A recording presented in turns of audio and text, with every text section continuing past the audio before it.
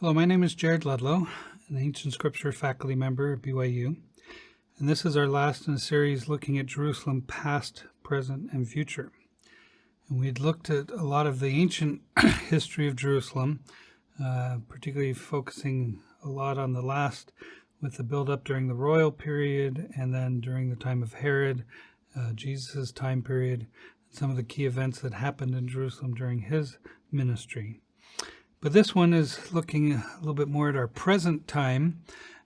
So a lot of the political conflict and how we got to where it is and why there's so much tension over Jerusalem.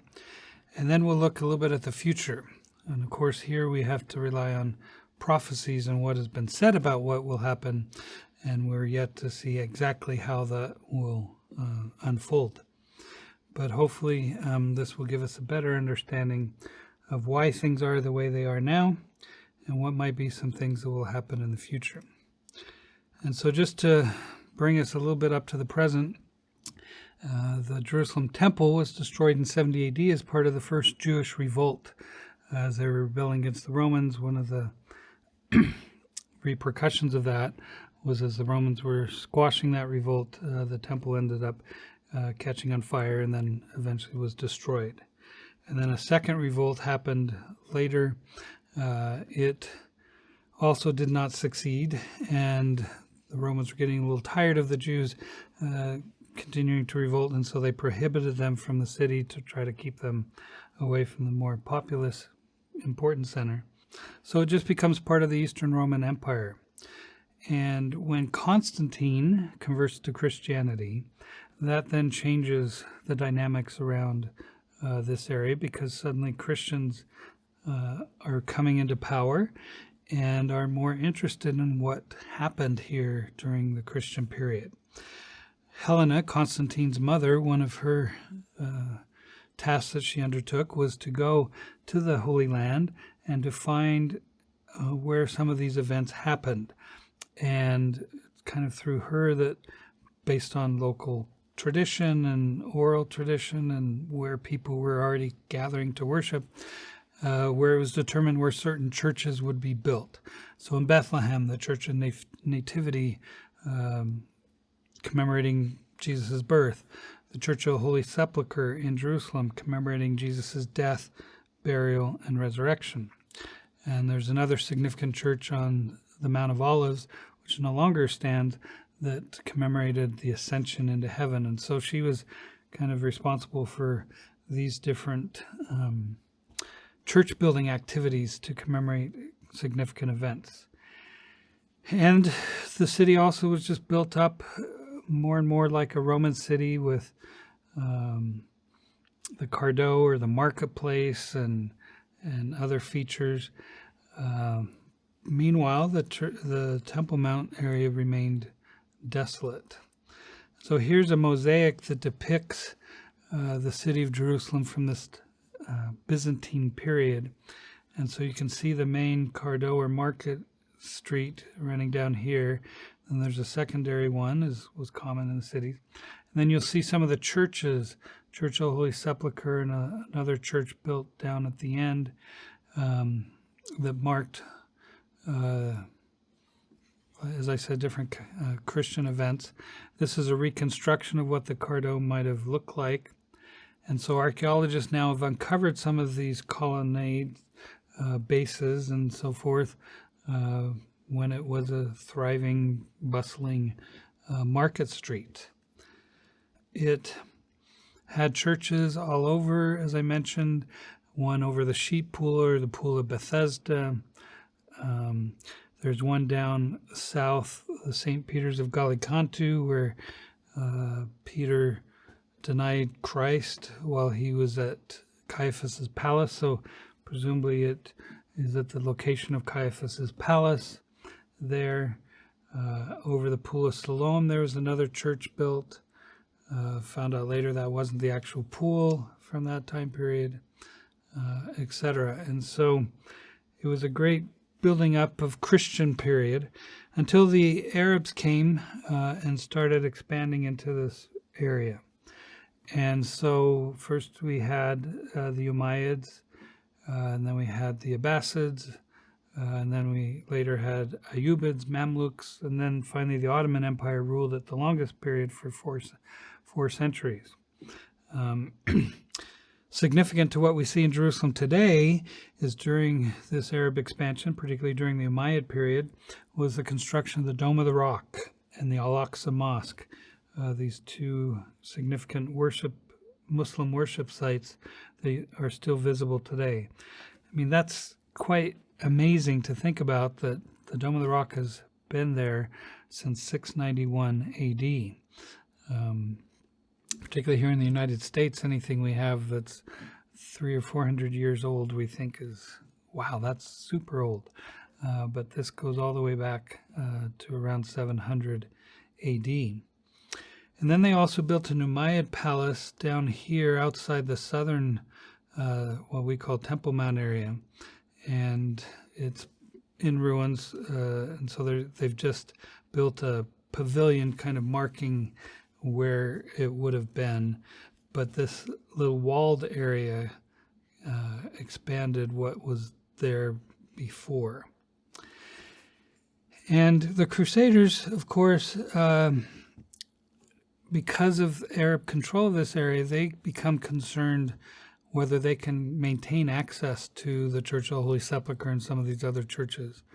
And some wonder if it's more of an excuse or how real the threat was that they would be restricted in their access. But in either case, it led to about 100 years of Crusaders coming from Europe, trying to fight and gain control. And for brief periods, they did control Jerusalem. But for the most part, Muslims, have allowed Christians to worship at their worship sites during this whole period.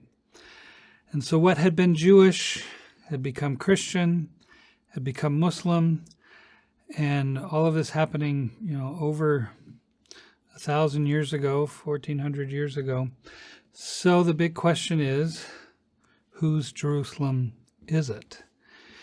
And that's created the basic problem, which is there's one city, two communities, Israelis and Palestinians.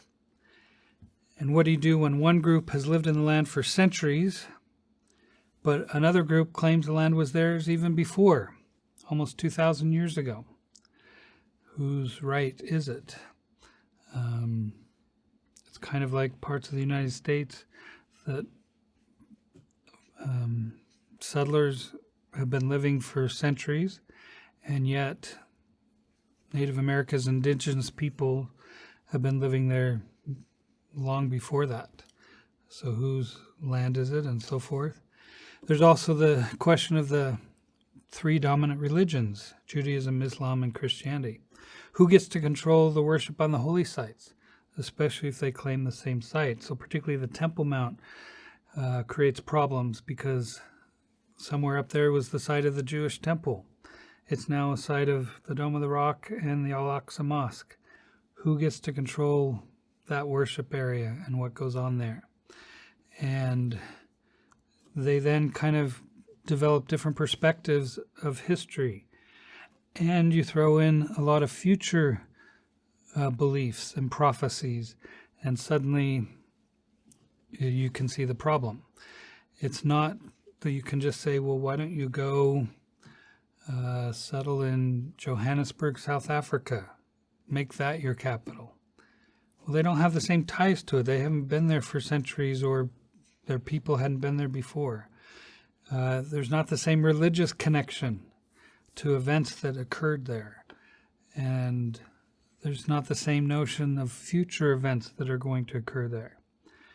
And so they can't just walk away from Jerusalem and forget it. It's part of their identity. It's part of who they are. It's part of their scriptures, their holy texts, their holy worship sites, and so forth. Now, the British, after World War I, when they kind of controlled this area under the British mandate, decided to try to help this. Well, let's divide up the old city into the Christian quarter, the Jewish quarter, and the Muslim quarter. And they added the Armenian quarter, maybe because of some of the tension that had existed between the Ottomans and the Armenians previous, and so it was kind of an extra Christian area, but specifically designated for their Armenians. And populations of these different groups lived in these different quarters. They had different worship sites among them. The Temple Mount, of course, still remaining problematic, but mostly as part of the Muslim quarter and the Muslim worship. And just to remind us of these very significant worship sites for the different religions, you have the Dome of the Rock and the Al-Aqsa Mosque, numbers 1 and 2 here. The Western Wall, where Jews gather to pray, located just below in number 3. And the Church of the Holy Sepulchre just off the side of this image, number 4. And those are all just so close together and so significant to each of these religious groups. And during different times of the year for festivals and holidays, each of them just becomes filled with worshipers and pilgrims and so forth coming sometimes from all over the world to worship there. So here's the Dome of the Rock during maybe Ramadan or another Muslim festival. Here's the Western Wall. Pretty much every Friday evening it fills with lots of worshipers coming to welcome in the Sabbath. But then the various holidays and festivals, some more political, some more religious today, that they come and celebrate there at the Western Wall.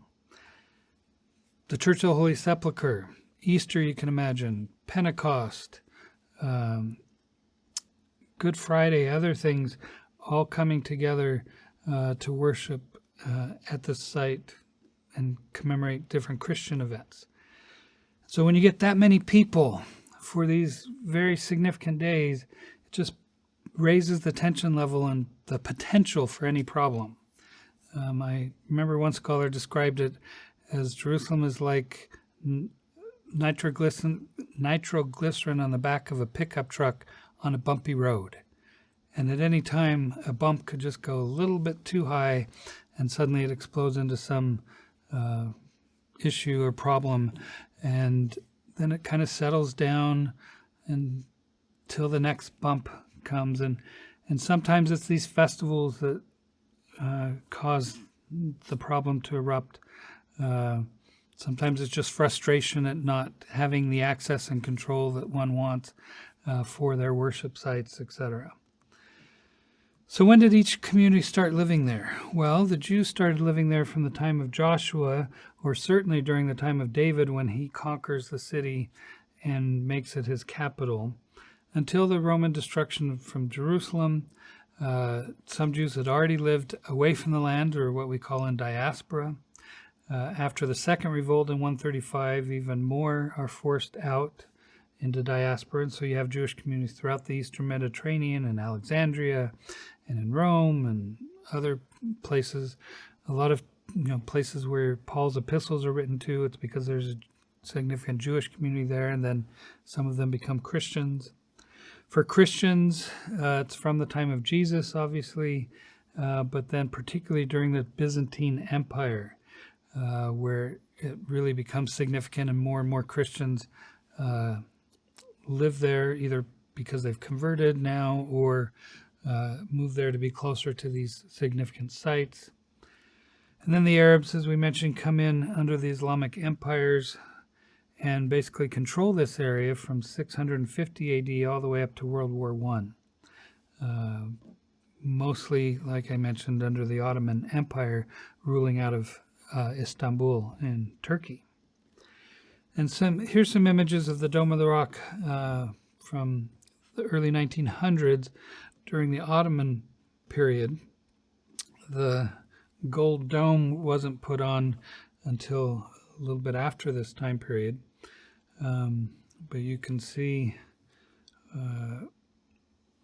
the age, I guess, a little bit better of the Dome of the Rock from this time period. And of course, it's been restored and updated both before and certainly after this time period. And so this is kind of what the Temple Mount looked like back in the early 1900s. But then we also see a big movement of Jews starting to come back to the land of Israel, or what is often referred to by them as Zionism. Zionism is this desire to reestablish Jewish presence in the land of Israel. And it really started in Europe in the 1890s, and you can see how the population of Jews started growing from that time period on. And there's kind of funds set aside to try to help people to move there and to establish communities there, particularly farming communities and so forth, kibbutzim and these kinds of things. So in 1900, maybe about 25,000 Jews living there. Beginning of World War I, about 65,000. So it had increased by about 40,000 in under 2 decades. And just for comparison purposes, this is very small compared to 515,000 Muslims and about the same size as Christians, 62,000 Christians at this time. And one side note to keep in mind is a lot of these Christians are Arab Christians. So they've been Christian families living there for centuries. They want to live in Nazareth and Bethlehem and Jerusalem and so forth because of the Christian significance to them. Other Christians are outsiders that are there, priests and others that help work, and sometimes they maintain schools and things like that. 1931, again a big increase, 174,000 roughly Jews in this land now, but again quite small compared to the number of Muslims, now up to 759,000. And then Christians also grew, but at a much smaller pace, 88,000. 1938, the beginning of World War II, 413,000. At the end of World War II, 564,000. A lot of Jews did try to escape Europe, and Israel was one of the locations that they could go to. But you'll see that today the numbers are over 7 million Jews. What happened? Well, in between the end of World War II and today, the state of Israel, the modern state of Israel, was formed, and it became a Jewish state, a Jewish homeland. And they, of course, allowed Jews now to come freely into the land of Israel and settle there. There's still a significant Arab population, at least 2 million, in the land of the non-occupied territory land of Israel. And many of these decided to stay under the land of Israel, even though it was now formed. Other Arabs said, no, I'm not going to live under a Jewish state, and they moved to the countries of Syria or Jordan or Egypt that controlled different parts of this land after the formation. So let's talk a little bit about the formation of the State of Israel. The United Nations decided, somewhat in response to the Holocaust and all the tremendous atrocities done against the Jews, 6 million Jews killed during World War II. That was a third of their religious population. To put it in comparison to Latter-day Saints, we are today about the same size as Jews were during that time period, around 18 million. And imagine losing a third of our population suddenly within 7-ish years or so. Tremendous tragedy for the Jewish people.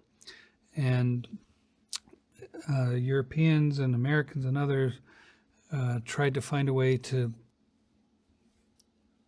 make up, I guess, a little bit for this.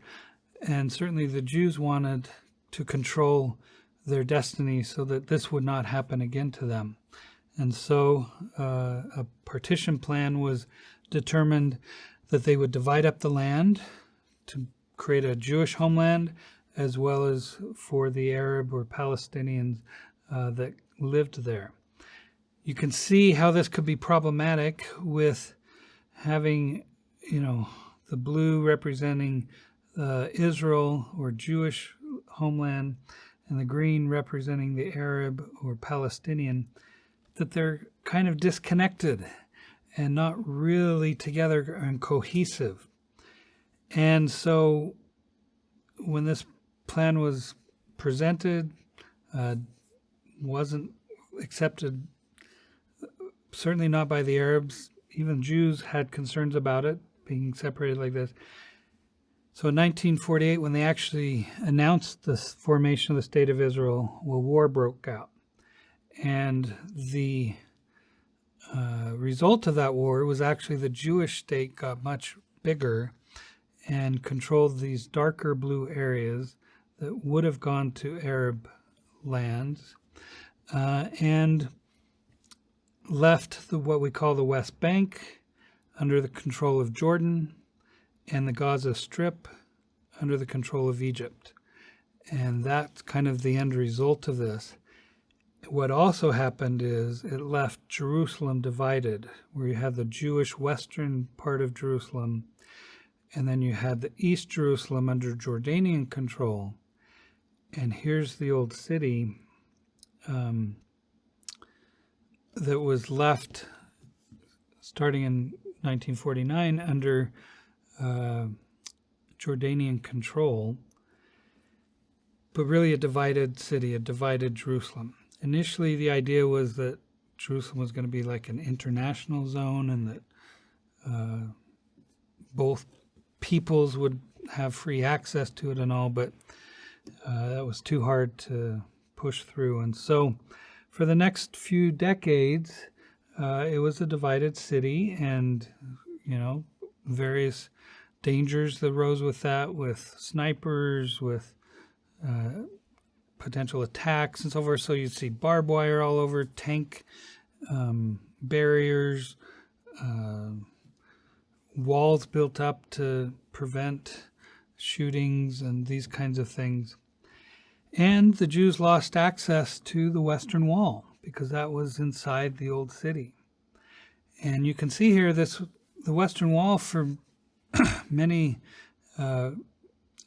for a long period under the Ottomans was basically just like an alley that went down for a ways. And so some Jews did have access to pray there, but not after the formation of the State of Israel. And so that was the biggest loss for the Israeli or Jewish side, was they no longer had access to the Western Wall and to pray there. And again, this Western Wall was not part of the temple itself, but of the courtyards around the temple. But it was the closest that they could get to the temple without going up there and desecrating what they felt would be desecrating to walk around up by the temple when it wasn't there. So this lasted for, as I mentioned, about 2 decades until 1967. And this led to what we call the occupied territories.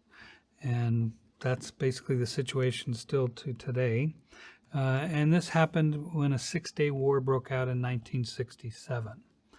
And mostly what happened, just to briefly summarize, is the Arab armies around Jordan, Syria, Egypt particularly, were going to, and Iraq even joined in, were going to come and attack the land of Israel and try to regain control of it as they had under the Ottoman Empire before.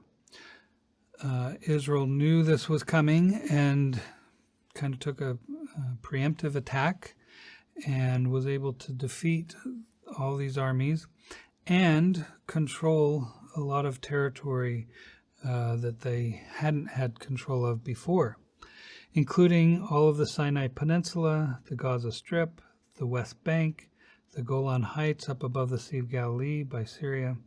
All of this suddenly was in Israeli control or occupation. And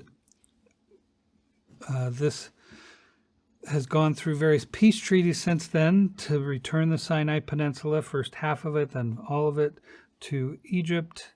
The Golan Heights basically have been annexed and have not been given back.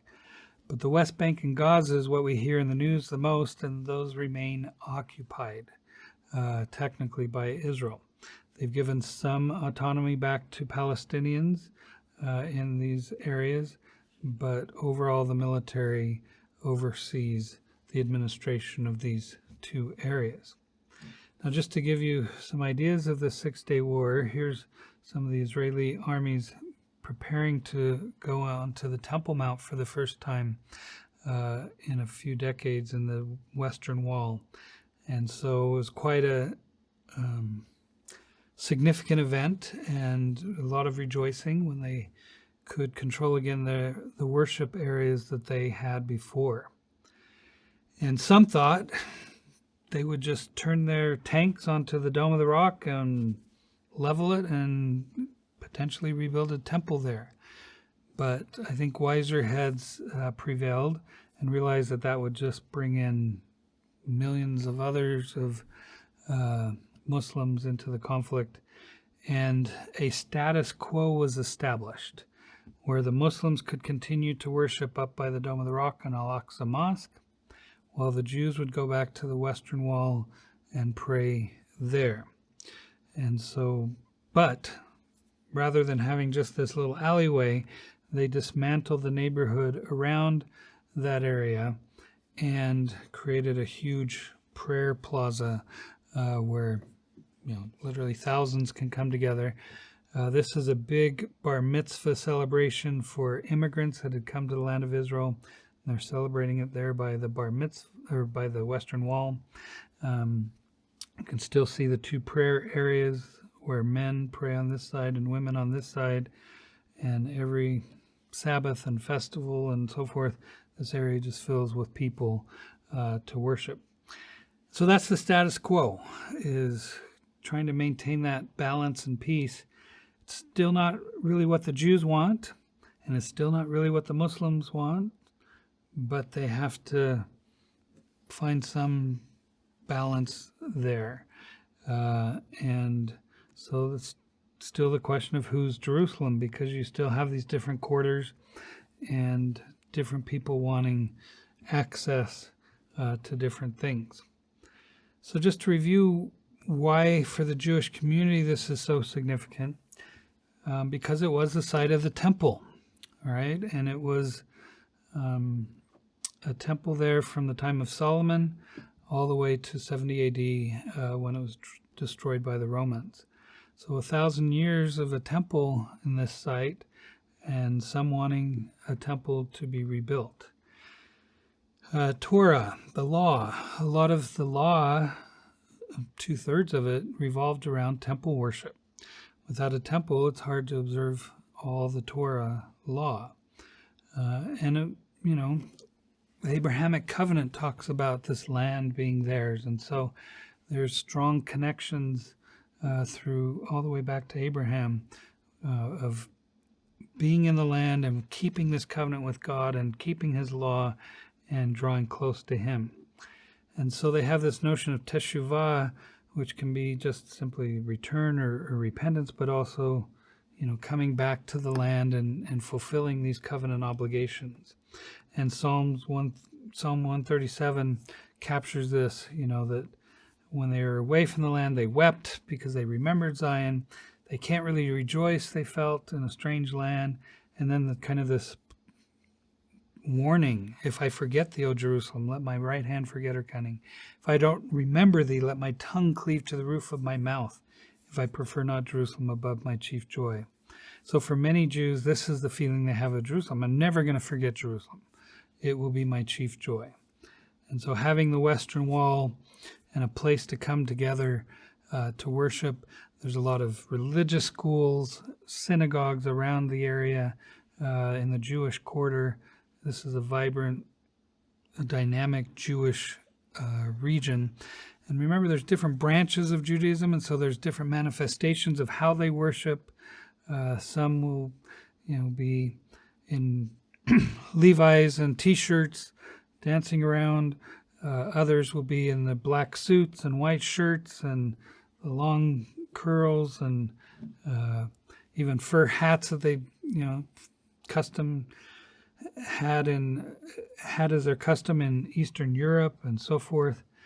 And they will gather to worship, and you see the deep sincerity and significance of these worship sites for them. For Christians, it's a site of some key events with Christ, some healings such as at the Pool of Bethesda in John chapter 5, the blind man in John chapter 9. But of course, the atoning sacrifice of Jesus Christ is the key event for Christians in Jerusalem. Garden of Gethsemane, Golgotha, his burial, and then, of course, his resurrection. And so over the centuries, churches have been built in and around the city of Jerusalem to commemorate these events and to worship him. The Crusades were efforts by European Christians to maintain access to these Christian sites, particularly the Church of the Holy Sepulchre. They wished they could control it outright, but never really could do that, at least not long term, but at least maintain access to these sites. And so one can still today go on any Friday and retrace the steps from when Jesus is condemned to die to the place, to Golgotha, and to his burial and so forth. And so we call that the Via Dolorosa, the way of suffering or pain. This is the fifth station where Simon of Cyrene takes up the cross, and the last stations end there at the Church of the Holy Sepulchre. And again, for Latter-day Saints, sometimes it's challenging to feel like this is the place of Jesus's burial and resurrection, because it's just this massive, old, confusing church, because it's been built up over the centuries, rebuilt, different chapels, different denominations control it, and it doesn't look like a tomb. And this model or diagram, I think, does a good job of showing us why it doesn't look like a tomb, because all the hillside has been taken away, and what used to be carved into the hillside now is just gone, and the floor level of the church is here, but now there's a big edicule, or like a mausoleum, built over the site of Jesus's burial, and the only bedrock left is these little slivers within the Church of the Holy Sepulchre that they identify as Golgotha. And so it just is a big, massive church. But for the majority of Christians throughout the world, this is the site and the place. If they could go anywhere, they would want to go to this site to remember Jesus' suffering and his resurrection. And this diagram again shows the different denominations that control different parts of the Church of the Holy Sepulchre: Greek Orthodox, Syrian Orthodox, Armenians, Catholics, Coptics, Ethiopians, etc. And this is an image of the edicule. Doesn't look at all like a tomb, but there are some tombs areas still back here off of the Syrian Orthodox Church, so you can see the rock-cut tombs that still exist in this area. Here's another image of it. It's recently been restored and looks beautiful and much safer. They had to have rebar around it for a while because they were worried it could potentially collapse on all these Christians who come and worship here. So for Christians, they're not just going to forget this church and go worship elsewhere, even though there are other Christian worship sites, obviously, in other parts of the world. But this is the predominant one. And lastly, let's look at the Muslim community, why it's significant to them.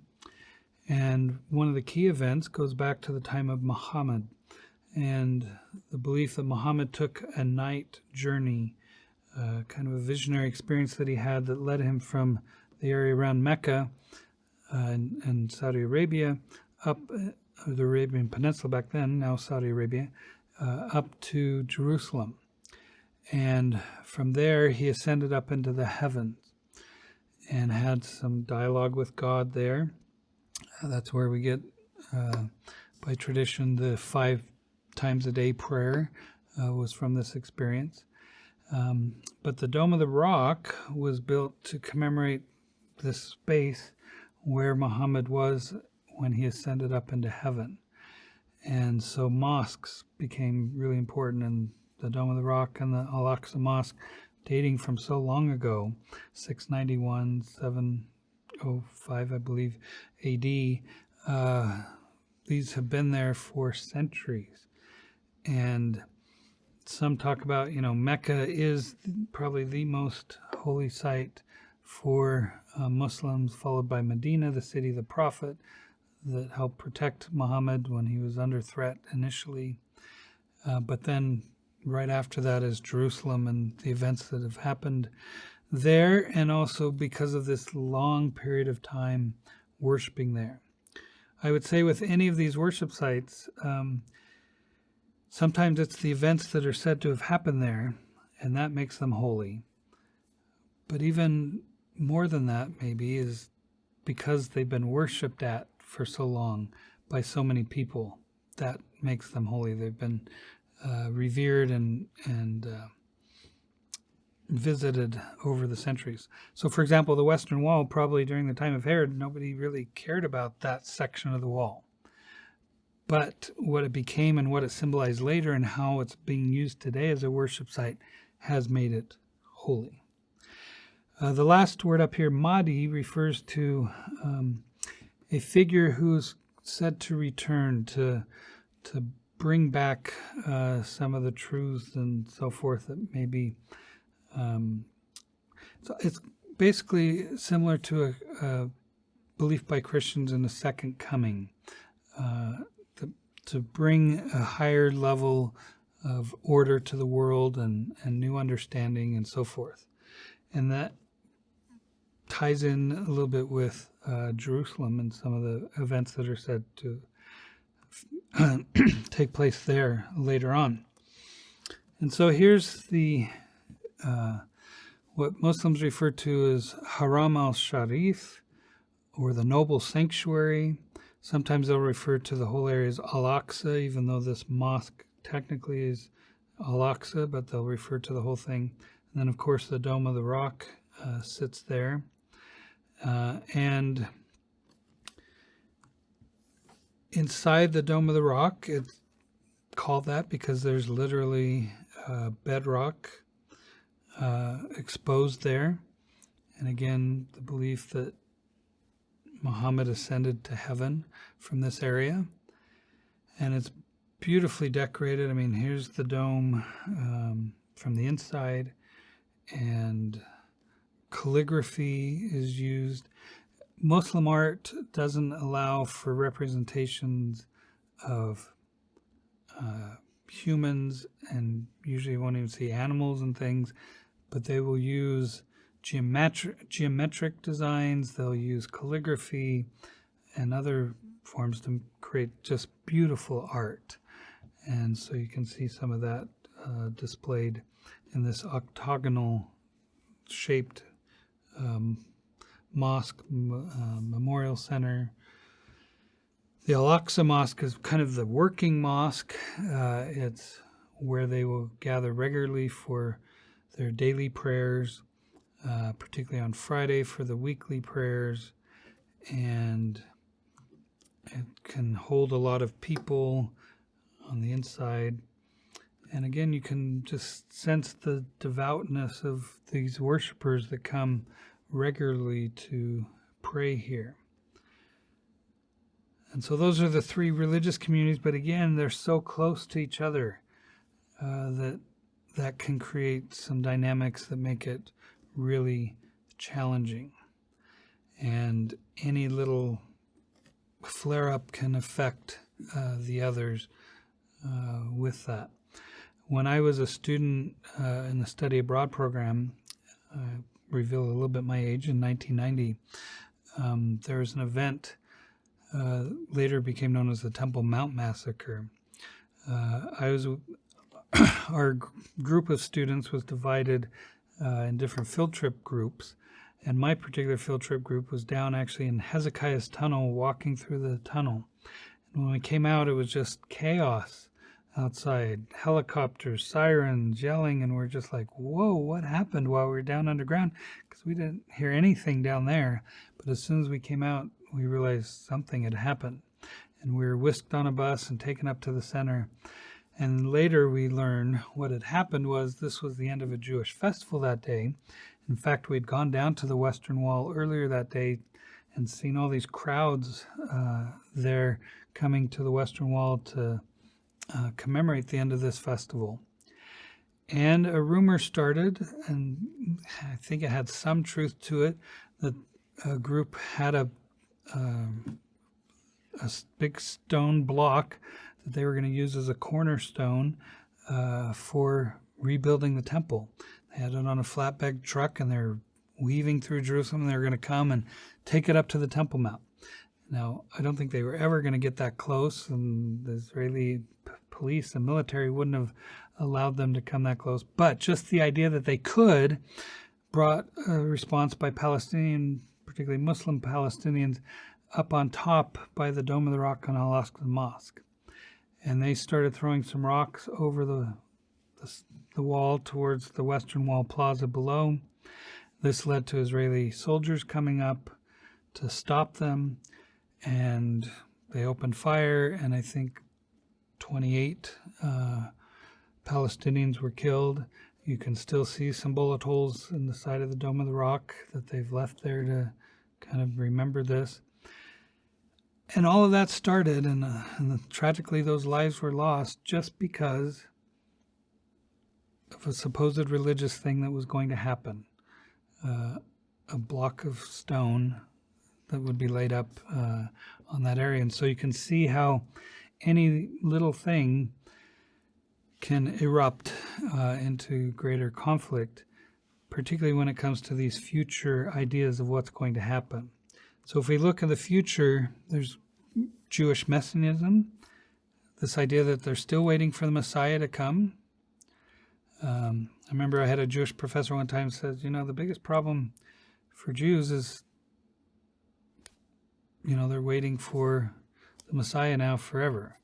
Well, for Christians, they've been waiting also for the Messiah to return. So both Christians and Jews are waiting for the Messiah, whether it's for the first time or the second time. That's what each group is waiting to determine. But the Jews are waiting for the Messiah, and when the Messiah comes, well, then a whole range of things are going to happen and change. Likewise for Christians, when Jesus returns, they believe a whole range of things are going to happen and start off a millennium. And both of these are centered probably in Jerusalem as key events unfold related to the Messiah. And then Islam has events associated with the last days, with apocalyptic notions. And so if we look at some of the future events in Jerusalem that we see in different scriptures and holy texts, the Battle of Armageddon, 2 prophets lying in the streets of Jerusalem, the second coming or the first coming of the Messiah, conversion of the Jews, Doctrine and Covenants talks about this event occurring later on. A third temple. The Muslims have a belief in a similar figure to an antichrist or an anti-Messiah, the Dajjal, who will come and try to lead people astray. Some see Jerusalem as tied into the site of the final judgment, or the beginning of the resurrection. The first resurrection begins in Jerusalem, some Jewish groups, for example, and probably some Christians believe. And so all these events lead one to wonder, well, how will they transpire? What's going to happen? How will we know when they've transpired, etc.? Is CNN and other news outlets, are they going to be the ones that first tell us that this has happened or that has happened? And so while we don't know the details of it, we just know that these are prophesied. So for example, in Zechariah it says, "For I will gather all nations against Jerusalem to battle. The city shall be taken, and the houses rifled, and the women ravished. Then shall the Lord go forth and fight against those nations. And his feet shall stand in that day upon the Mount of Olives. And the Mount of Olives shall cleave in the midst thereof." So some kind of earthquake or opening happening on the Mount of Olives as part of this return.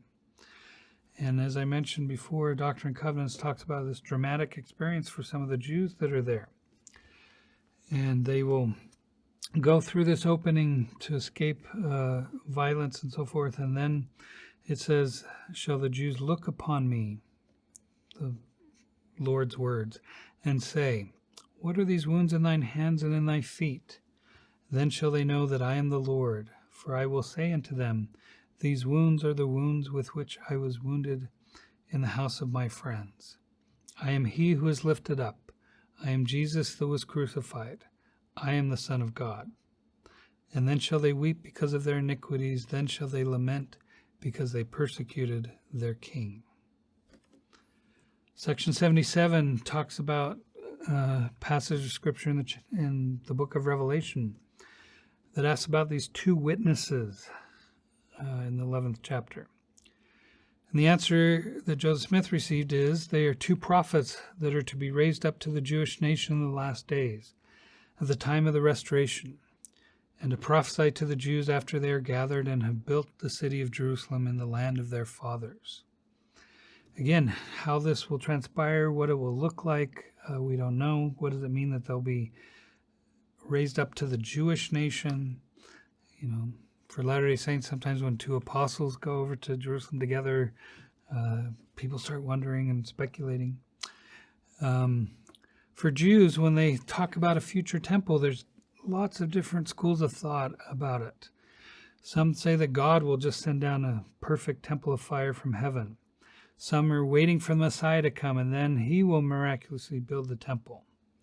Or the Messiah will build the temple, but a man well-versed in the law will come and help gather home the lost tribes of Israel. Or a prophet of God will build the temple. Or that they will reconstruct a temple and resume sacrifices before the coming of the Messiah. In other words, it will help usher in the Messiah. Or a combination of mortals constructing a temple and then the Almighty bringing down celestial temple of fire. But interestingly enough, and one that maybe as Latter-day Saints we don't think about as much, is the last one. Many Jews, particularly Reformed Jews, Western Jews, a lot of Jews in the United States, feel that there's no need for a temple. A lot of them wonder, well, what would we do if we rebuilt a temple? Would we start sacrificing animals again? I feel like that's done and over with. They now focus their worship on the synagogue and on scripture study, Torah study. And that's worked, and that's been fine, that they don't need the temple back. And yet some of these scriptures are interpreted that there will be a temple, and so other Jewish groups are waiting, and if they had their way, they would have already done it. And so it'd be interesting again to see how this all plays out. The Golden Gate in Jerusalem, there's some passages of scripture that seem to point out that the Messiah will come through here, but now it's blocked and cemetery around it, and so they're wondering, will that prevent the Messiah from actually coming through, and so forth. There's a huge cemetery on the Mount of Olives because for many Jews they believe this is the site of the first resurrection. So what better place to be buried at than there on the Mount of Olives to come forth in that resurrection. And so some of this overlooks the Temple Mount area. Some of it now goes around the hillside from it. But let's talk and end looking a little bit more at the beliefs of the Church of Jesus Christ of Latter-day Saints. And I think there's three key events that are tied into Jerusalem and the land of Israel. One is when Moroni visited Joseph Smith, which were coming up that happened in 1823, and so this fall, 2023, we're coming to the 200th anniversary of that visit. Moses appearing to Joseph Smith in the Kirtland Temple and giving keys for gathering. And then finally, Orson Hyde, an apostle sent by Joseph Smith to the Holy Land to basically dedicate it for the return of the Jews. And with each of these, we get some insight into some future events. When Moroni visited Joseph Smith, he quoted various scriptures saying that some of them were about to be fulfilled. And so he read part of Malachi 3 in chapter 4 that the hearts of the children will have planted in them the promises made to the fathers, and the hearts of the children shall turn to their fathers. And probably a lot of that has now occurred since then. Isaiah 11 talking about branches and roots of Jesse and coming forth. Acts 3 about the restoration of all things. Joel chapter 2 talking about that in Mount Zion and in Jerusalem shall be deliverance, and the remnant of the whom the Lord shall call shall come back. And then he read some other passages, and basically it's the fullness of the Gentiles coming and the gathering of the house of Israel.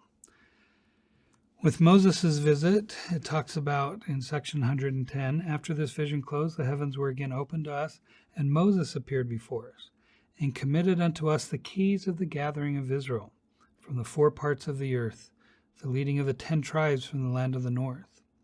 Certainly President Nelson has emphasized the gathering of the house of Israel to a great extent, and how that fulfills a lot of prophecy and part of the plan that God has, and that the Book of Mormon is an instrument to help in this gathering of the house of Israel. And then Orson Hyde, in his dedicatory prayer, he refers all the way back to the time of the Persians and Cyrus, that how he allowed many of the Jews to come back and rebuild the temple and the city.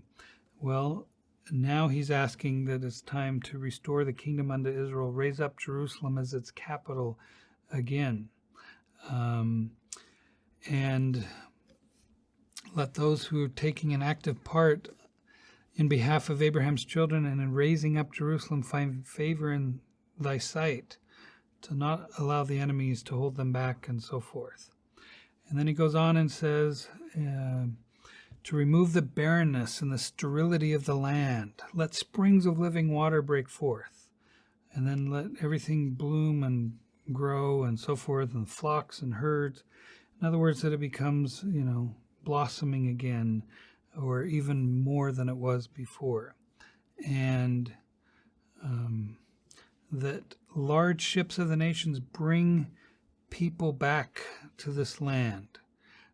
Let kings become their nursing fathers, and queens with motherly fondness wipe the tears of sorrow from their eyes. So he's quoting Isaiah scriptures and so forth there.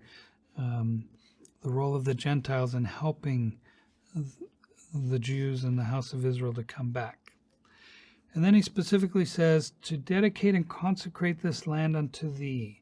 He mentions 3 things: for the gathering together of Judah's scattered remnants, according to the predictions of the holy prophets. 2, for the building up of Jerusalem again after it has been trodden down by the Gentiles so long. And 3rd, for rearing a temple in honor of thy name.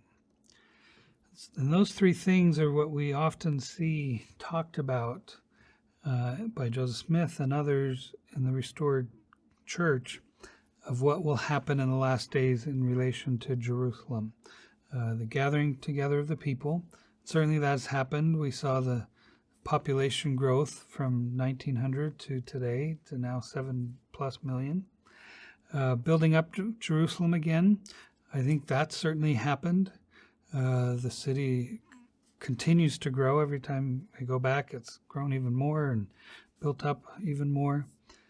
The 3rd, however, apparently still hasn't happened, rearing a temple. And again, how and when that will happen, we'll wait to see. Now, kind of to commemorate Orson Hyde's journey and prayer, there's a memorial garden on the Mount of Olives, just a little bit north from the Garden of Gethsemane area. You can see it outlined here in the black circle. It's a nice little memorial to what he offered on behalf of this land and for the ancient inhabitants of this land, or the descendants of these ancient inhabitants. So as I mentioned before, Joseph Smith also reiterates some of these same points, that Judah must return, Jerusalem must be rebuilt, and the temple. Now he goes on to say it will take some time to do all this, but all this must be done before the Son of Man will make his appearance. So according to this, maybe it seems like a temple needs to be built before the Son of Man will come. And then we have other scriptures, such as in the Book of Mormon, that talk about a new Jerusalem. And so in verse 5, first it talks about the house of Israel and the Jerusalem from whence Lehi should come. After it should be destroyed, it should be built up again, a holy city unto the Lord. It could not be a new Jerusalem, for it had been in a time of old, but it should be built up again and become a holy city. But then also cometh the Jerusalem of old and the inhabitants thereof. Blessed are they, for they have been washed in the blood of the Lamb, and they have been scattered and gathered, and from the north countries, and they are partakers of the fulfilling of the covenant which God made. So the old Jerusalem will be built up, as it mentions, but also then a new Jerusalem will be built. So Old Jerusalem in the Holy Land, Zion, or the New Jerusalem built up by the saints in independence, and then a new Jerusalem, Zion, coming down from heaven, as some of the scriptures talk about. And then finally, sometimes Jerusalem refers to in the scriptures the celestial city of Jerusalem or the eternal city of God. So all of these factor into these future promises, and I'm just anxious to see how they all fit together, how New Jerusalem will fit with Old Jerusalem, and eventually coming together with Enoch City and others that were translated and taken up into heaven, and eventually basically the presence of God being referred to as like the celestial city of Jerusalem. And so today, we have the Orson Hyde Memorial Garden, but we also have the BYU Jerusalem Center, where groups of students go every semester that we can to study there and to review these scriptures and to learn from them. It's one of the more beautiful buildings that the church operates, I feel, and it reminds us of the importance of this city, not only politically, but more importantly, spiritually, and for all that it has meant over the time, because as Psalm 125 captures, as the mountains are round about Jerusalem, so the Lord is round about his people from henceforth even for forever. And so God and Jesus Christ have looked down on this city over the millennia, and have so many significant events have happened, some of which are recorded in the Old Testament and the New Testament, some of which I'm sure didn't get recorded. This was the site of the atoning sacrifice of Jesus Christ, of his suffering and of his resurrection. And so as part of the Christian world, we also, I think, cannot forget Jerusalem and what happened here. As we partake of the sacrament, we remember the events that occurred in Jerusalem over 2,000 years ago. And hopefully, one day, Jerusalem will see the peace that its name implies, a city of peace, and one day experience that eternal peace that can be brought through our Savior Jesus Christ. And I say that in the name of Jesus Christ. Amen.